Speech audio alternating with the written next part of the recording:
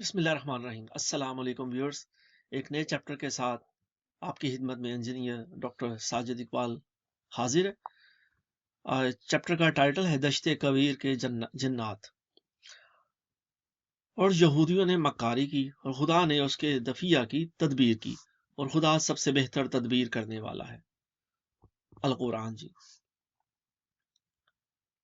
پارہ نمبر 3 اور آیت نمبر 53۔ علامہ اقبال نے اپنے ساکی نامہ میں ممولے کو شہباز سے لڑانے کی بات اپنے لاشعور میں چھپی ایک ایسی خواہش کے اظہار کے طور پر کی تھی جس کے پورا ہونے کا انتظار وہ اپنی زندگی کی آخری سانس تک کرتے رہے، مگر ان کی اس خواہش کا تکمیل کا باب ایرانی قوم نے ایک ایسے انقلاب کی صورت میں رقم کیا جس کی کامیابی پر آج بھی امریکہ اور اس کے مغربی اتحادی تل ملا رہے ہیں۔ اس انقلاب کی صورت میں امریکہ کو اپنے عالمی منصوبوں اور قوموں پر حکومت کے ارادوں کی بھاری قیمت ادا کرنا پڑی اور اس کا اقوام عالم پر قبضے کا ہاودورہ رہ گیا۔ حد تو یہ ہے کہ ایران سے رضا شاہ پہلوی کے فرار کے باوجود امریکی منصوبہ سازوں نے اس حقیقت کو تسلیم کرنے میں بہت دیر کر دی کہ ان کا منصوبہ اسلامی انقلاب کی آندھی میں خس و خاشاک کی طرح بکھر چکا ہے۔ یہ ایک طرح سے امریکہ کی کھلی شکست تھی، مگر سپر پاور کے لیے اس شکست کو تسلیم کرنا اس کے مزاج کے خلاف تھا۔ اس کی ایک وجہ یہ بھی تھی کہ شاہ کا ایران امریکہ کا ایک مضبوط بیس تھا، اور اس بیس کو قائم کرنے میں امریکہ نے اس بڑی منصوبہ بندی کی تھی، اور ایران ہی کے راستے سارے مشرقی وسطیٰ کے تیل کے خزانوں پر قبضہ کرنے کے خواب دیکھے تھے۔ امریکی انتظامیہ کسی بھی صورت اس ناکامی کو قبول کرنے پر تیار نہ تھی، بلکہ اس کے برعکس ابھی تک ایسی پالیسیوں پر گامزن تھی کہ اسے دنیا کا واحد مالک و مختار تسلیم کر لیا جائے۔ چنانچہ اس صورتحال سے سمجھوتا کرنے کے بجائے امریکہ نے اپنے رویے میں کوئی لچک پیدا نہ کی اور اپنے مذموم عزائم کی تکمیل کے لیے ایسا لاہ عمل اختیار کیا جس کی وجہ سے مسلم دنیا آگ اور خون کے طوفان میں گھر گئی۔ امریکی منصوبہ ساز اسلامی انقلاب کو تو شکست نہ دے سکے، مگر انہوں نے مسلمانوں کی افرادی قوت اور دولت کو بہت نقصان پہنچایا، اور یہ سلسلہ ابھی تک جاری ہے۔ اسلامی جمہوریہ ایران کو تسلیم کرنے والا پہلا ملک پاکستان تھا۔ ایران میں موجود ہمارے سفارتکاروں نے ہمیں بتایا کہ ہمارے سفیر نے تہران کی صورتحال کا تفصیلی جائزہ لینے کے بعد صدر جنرل ضیاء الحق سے فون پر طویل گفتگو کی۔ ان کا یہ تجزیہ سننے کے بعد صدر نے اعلان کیا کہ پاکستان امام خمینی کی حکومت کو تسلیم کرتا ہے۔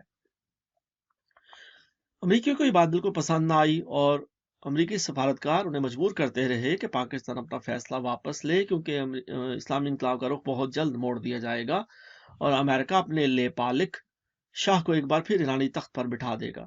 امریکیوں کی یہ سوچ کس قدر غیر منطقی تھی، اس کا اندازہ بعد کے واقعات سے لگایا جا سکتا ہے۔ تاہم یہ بات آج بھی سیاسی پنڈتوں کے لیے حیرت کا باعث ہے کہ ایران پر اپنے مکمل کنٹرول اور ہر شعبے میں دسترد کے باوجود امریکہ کو اسلامی انقلاب کی حرارت محسوس نہ ہوئی۔ اس صورتحال پر ایک امریکی دانشور ڈاکٹر چارلس ڈبلیو لوری نے ان الفاظ میں تبصرہ کیا: ہمیں بہت جلد اس بات کا اندازہ ہو گیا تھا کہ اب ایران ایک شیعہ اسلامی مملکت ہے، مگر بدقسمتی سے ہم میں سے کسی کو بھی اس حقیقت کا بروقت ادراک نہ ہو سکا کہ ایران کے شیعہ اسٹیٹ ہو جانے کی کیا اہمیت ہے، اور ہم رضا شاہ پہلوی کے اقتدار سے محرومی اور خمینی کے انقلاب کی حقیقت کو بروقت سمجھ ہی نہ سکے۔ مجھے ابھی تک امریکی سفارتکاروں اور اعلیٰ عہدیداروں کی اس خوفناک لا علمی پر تعجب ہے۔ دراصل ہم تخت طاؤس کے سحر اور رومانس میں گرفتار رہے، اور دیہاتوں اور ایران کے دور افتادہ میدانوں میں بسنے والے دور قدیم کے انسانوں کو بھول گئے۔ مجھے آج بھی یاد ہے کہ رضا شاہ کی اقتدار سے محرومی سے ایک روز پہلے امریکی صدر جیمی کارٹر سعد آباد کے محل میں شاہ کا جام صحت نوش کر رہے تھے، جبکہ اگلی صبح کا سورج شاہ کے اقتدار کے خاتمے کی نوید لے کر آ رہا تھا۔ مجھے اکثر اس بات پر حیرت ہوتی ہے کہ ہمارے سفارتکار خواب خرگوش کے مزے کہاں لے رہے تھے اور ہمارا سفارت خانہ وہاں کیا کر رہا تھا۔ The pilot, North Carolina, USA، February 1990۔ امریکیوں کی لا علمی سے بھی ظاہر ہوتی ہے کہ ڈاکٹر لاری جیسے عالمی سطح کے دانشور امریکی سفارتکاروں کی اس تاریخی ناکامی اور ایران کے عوام کے بارے میں محدود معلومات کا تذکرہ کرتے ہوئے آج بھی اس عظیم الشان انقلاب کو خمینی انقلاب قرار دیتے ہیں، اور اسے ابھی تک اسلامی انقلاب ماننے پر تیار نہیں۔ اس نو کے اور بہت سے ایسے واقعات ہیں جن سے ثبوت ملتا ہے کہ امریکہ اپنی طاقت کے نشے میں مست ہاتھی بنا رہا اور اسے ایران کے بارے میں بہت سے حقائق کا ادراک ہی نہ ہو سکا۔ تہران میں CIA کا سب سے بڑا ہیڈ کوارٹر اور اس کی دنیا کی بدنام ترین خفیہ ایجنسی ساواک بھی اس معاملے میں ناکام رہی۔ انقلاب کی کامیابی کے بعد بھی امریکہ نے رضا شاہ پہلوی کی حمایت جاری رکھی اور انقلاب کو شکست دینے کے لیے مختلف تدبیریں کیں۔ امریکہ کے اس رویے کے خلاف ایرانیوں کی نفرت بڑھتی گئی اور وہ امریکہ اور دوسری طاقتی قوتوں کے خلاف غم و غصہ کا اظہار جلوسوں کی صورت میں کرتے رہے۔ 4 نومبر 1989 کو ایرانی طلباء نے امریکہ کے خلاف زبردست مظاہرہ کیا اور انہوں نے تہران میں امریکی سفارت خانے پر قبضہ کر کے عملے کے 53 ارکان کو یرغمال بنایا، کیونکہ شیطان بزرگ سے پیچھا چھڑانے کا ایک یہی راستہ رہ گیا تھا۔ یہ واقعہ امریکیوں کے لیے ایک ذلت آمیز جھٹکا تھا، مگر اس کے باوجود اپنی ناکامی اور غلطیوں کو تسلیم کرنے پر تیار نہ تھے۔ سفارت خانے پر قبضے کے باوجود امریکہ اسلامی جمہوریہ ایران کے مطالبات کا نوٹس تک لینے کے لیے تیار نہ تھا اور ابھی تک سپر پاور ہونے کے زوم میں مبتلا تھا۔ امریکیوں نے یرغمالیوں کی رہائی کے لیے ایران کی ایک بھی تجویز قابل غور اور قابل قبول نہ سمجھی اور طاقت کے بلبوتے پر چھڑوانے کا منصوبہ بناتا رہا۔ امریکیوں نے ایک خصوصی مشن کا منصوبہ بھی تیار کیا۔ کمانڈو سٹائل کے اس منصوبے میں مصر کے ایک امریکی اڈے سے پرواز کرنے والے 6 C-130 جہازوں، ایک امریکی بحری جہاز سے اڑنے والے 8 جدید ترین ہیلی کاپٹر اور 90 تربیت یافتہ کمانڈوز نے حصہ لینا تھا۔ انہیں ایران کے اندر پہلے سے خفیہ طریقوں سے بھیجے ہوئے امریکی ایجنٹوں اور شاہ کے حامی چند ایرانیوں کی امداد بھی حاصل ہونا تھی۔ یہ ایک انتہائی پیچیدہ مشن تھا جس کی تکمیل کے لیے زبردست قسم کی پیشہ ورانہ مہارت اور صلاحیت کی ضرورت ہوتی ہے۔ 24 اپریل 1980 کو اس مشن کا آغاز ہوا۔ جیسے ہی امریکی جہاز اور ہیلی کاپٹر اڑے، چند ہی لمحوں بعد 2 ہیلی کاپٹروں میں فنی خرابی پیدا ہو گئی اور وہ اپنے مدر شپ کے تختے پر واپس اتر گئے۔ باقی کے 6 ہیلی کاپٹر اور 6 C-130 جہاز منصوبے کے تحت تہران کے جنوب مشرق میں واقع دشت کاویر کے مقام پر اترے۔ وہاں ایک ہیلی کاپٹر کے ہائیڈرولک نظام میں خرابی پیدا ہو گئی اور کمانڈوز کے ہاتھ پاؤں پھول گئے اور انہوں نے مشن ترک کرنے کا فیصلہ کیا۔ یہ ایرانی انقلاب کی تاریخ کا ایک حیرت انگیز باب ہے کہ مشن کے التوا کے بعد امریکی پائلٹوں کو واپس جانے سے پہلے دشت کویر میں شاید جنات کا سامنا کرنا پڑا۔ ہوا یوں کہ اسلامی انقلاب کی سرزمین سے افراتفری اور بے چینی کے عالم میں واپسی کے لمحوں میں ایک ہیلی کاپٹر کے پائلٹ نے اپنی دیو ہیکل مشین اپنے ساتھ پرواز کرنے والے ایک C-130 جہاز سے ٹکرا دی۔ نتیجتاً صحرا میں کمانڈوز کی 9 لاشیں گر گئیں جبکہ 5 کمانڈوز شدید زخمی ہو گئے۔ اس واقعہ نے انہیں مزید ہاس باختہ کر دیا اور انہیں یقین ہو گیا کہ وہاں کوئی غیر مرئی طاقت موجود ہے اور پورا امریکی بیڑا اس طاقت کی زد میں ہے۔ ان کے خوف کا عالم یہ تھا کہ انہوں نے 5 ہیلی کاپٹرز، ایک C-130 جہاز اور اپنے ساتھیوں کی لاشیں صحرا میں ہی چھوڑیں اور باقی ماندہ کمانڈو C-130 جہازوں کے ذریعے بھاگ نکلے۔ ان کا خیال یہ تھا کہ ویتنام کی طرح وہ اپنے مردہ ساتھیوں کی ہڈیاں لینے واپس آئیں گے۔ اس آپریشن کو عالمی پریس میں زبردست پبلسٹی ملی اور دنیا بھر کے قارئین کے لیے اس کی ناکامی حیرت کا باعث بنی۔ اس ناکام آپریشن کی چند اہم تفصیلات امریکہ نے خود عالمی پریس کو فراہم کی۔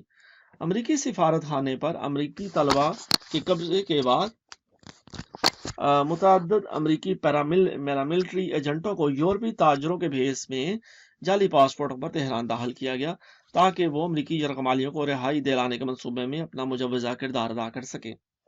ان ایجنٹوں کا تہران میں انقلاب دشمن ایرانیوں سے بھی خفیہ رابطہ تھا اور ان کی مدد بھی حاصل تھی۔ ان ایجنٹوں نے تہران میں ایک خالی گودام خریدا جسے امریکی سفارت خانے پر آخری حملے کے لیے بیس کے طور پر استعمال کیا جانا تھا۔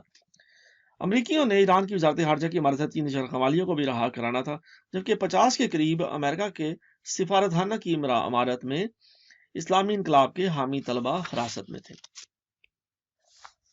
منصوبے کے مطابق امریکی ہیلی کاپٹروں اور کمانڈوز نے دشت کویر سے 25 اپریل کی صبح کو تہران کے قریب پہاڑی علاقے میں اترنا تھا۔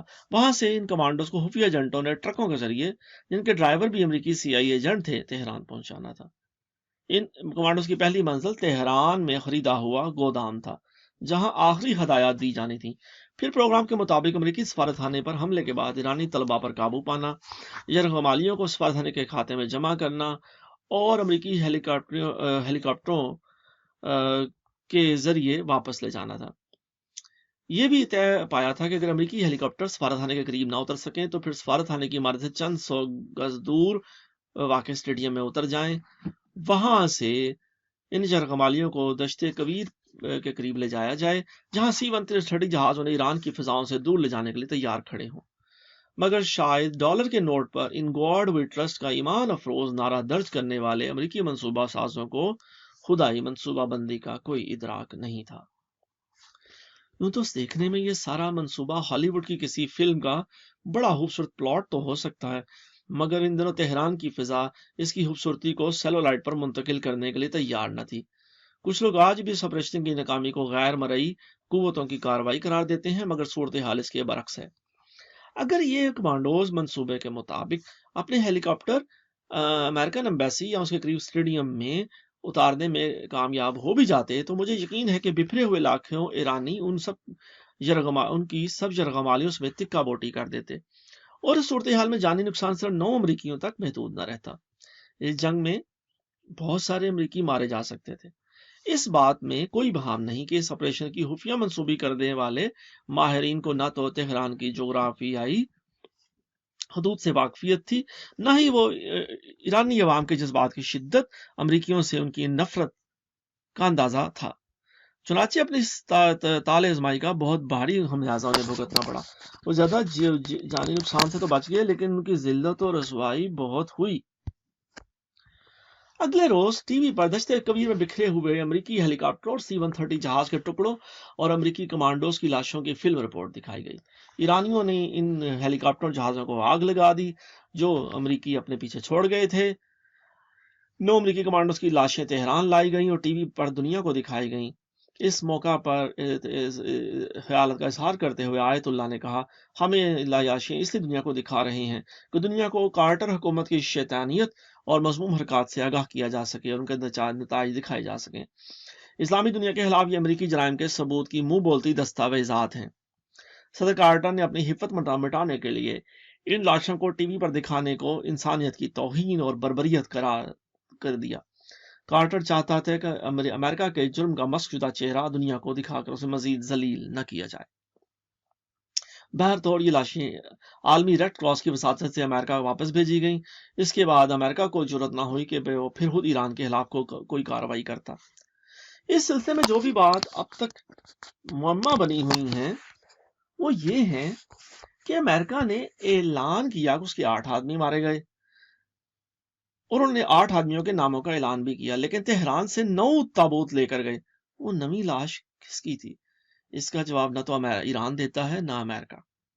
اس واقعہ پر عالمی دارالحکومتوں سے طرح طرح کے رد عمل کا اظہار کیا گیا، مگر پاکستان نے اس بار پھر ایران کی سالمیت اور خود مختاری کے لیے ایرانی قوم کی جد و جہد کی حمایت کا بھرپور اعادہ کیا۔ پاکستان نے پرزور الفاظ میں اس ایکشن کی مذمت کی اور اعلان کیا کہ یہ پاکستان ایران کے ساتھ ہے۔ اس سارے جھنجھٹ میں ہم کیوں پڑے؟ اس کی وجہ یہ تھی کہ ISI کو اس آپریشن کی تفصیل کا علم نیوز ویک اور ٹائمز میں شائع ہونے والی ایک رپورٹ سے ہوا، جس میں بتایا گیا کہ CIA کے ایجنٹ نے تہران میں امریکی سفارت خانے میں امریکی یرغمالیوں اور سفارت خانے میں موجود ایرانی طلبہ کے بارے میں تمام اہم معلومات امریکی سفارت خانے میں ایک پاکستانی باورچی سے حاصل کی، اور اصلاح کی روشنی میں منصوبہ تیار ہوا۔ اس رپورٹ میں بتایا گیا کہ اس پاکستانی باورچی سے امریکی ایجنٹ کی ملاقات ایک ہوائی سفر کے دوران ہوئی، جب وہ دونوں اتفاقاً ساتھ ساتھ والی سیٹوں پر بیٹھے تھے۔ امریکہ کی پاکستان اور ایران کے تعلقات میں رخنہ ڈالنے کی بچگانہ کوشش تھی۔ امریکہ اس منصوبے میں پاکستان کو کیوں گھسیٹنا چاہتا تھا اسے سمجھنا مشکل نہیں، لیکن ہمارے لیے اس حقیقت کو جاننا ضروری ہے۔ جب یہ رپورٹ شائع ہوئی تو راکم الحروف تہران میں پاکستانی سفارت خانے میں ڈیفنس اتاشی تھا۔ میں نے فوری طور پر اس باورچی کی تلاش شروع کی۔ سفارت خانے کے پرانے ملازمین اور ریکارڈ سے مجھے چند اہم معلومات حاصل ہوئیں، جن کی روشنی میں اسے تلاش کرنے میں کامیاب ہو گیا۔ وہ جرمن سفارت خانے میں ملازم تھا۔ اسے پیغام بھجوایا گیا اور اگلے ہی روز میرے پاس آ گیا۔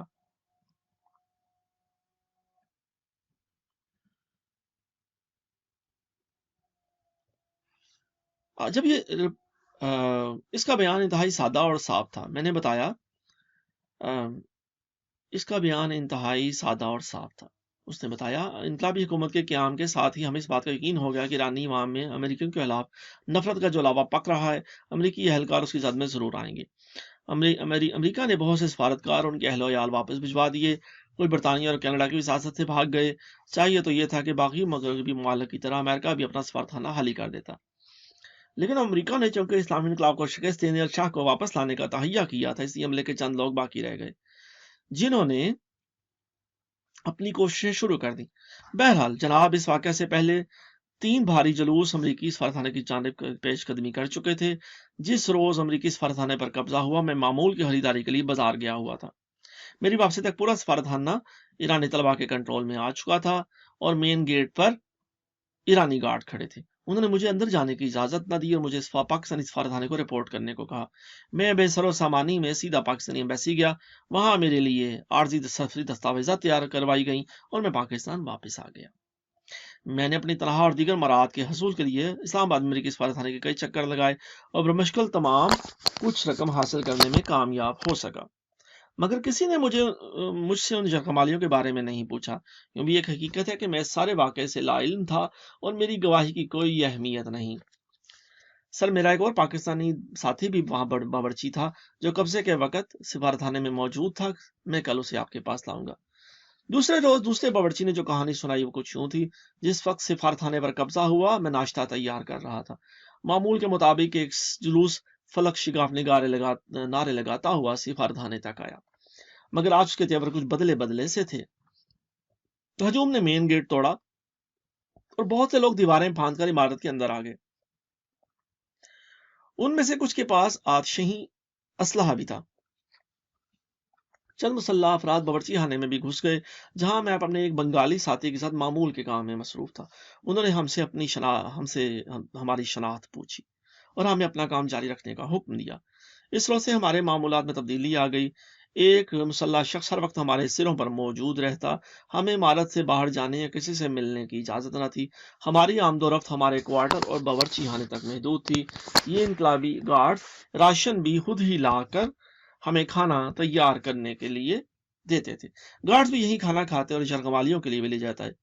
ہمیں جرگمالیوں کی تعداد اور حالات کا بھی کچھ علم نہیں تھا۔ باہر کی دنیا سے ہمارے رابطے اور ارد گرد کی خبریں جاننے کا واحد ذریعہ ایک ریڈیو سیٹ تھا۔ ایک روز ہم نے سنا کہ امریکہ نے ایران پر حملہ کر دیا، مگر شکست کھا کر بھاگ گیا۔ دوسرے ہی روز سفارتخانے میں 9 امریکیوں کی لاشیں لائی گئیں۔ بتایا گیا کہ یہ امریکی ہیں جو ایران پر حملہ کرنے آئے تھے۔ اس واقعے کے بعد نگرانی اور پہرا انتہائی سخت کر دیا گیا۔ اس روز سے کھانے کی مقدار بھی بتدریج کم ہونا لگی۔ ہمیں ہر روز یہ بتایا جاتا کہ ہم نے کتنے آدمیوں کا کھانا تیار کرنا ہے۔ ایرانی طلباء امریکی جرگمالیوں کو دوسری جگہوں پر منتقل کر رہے تھے۔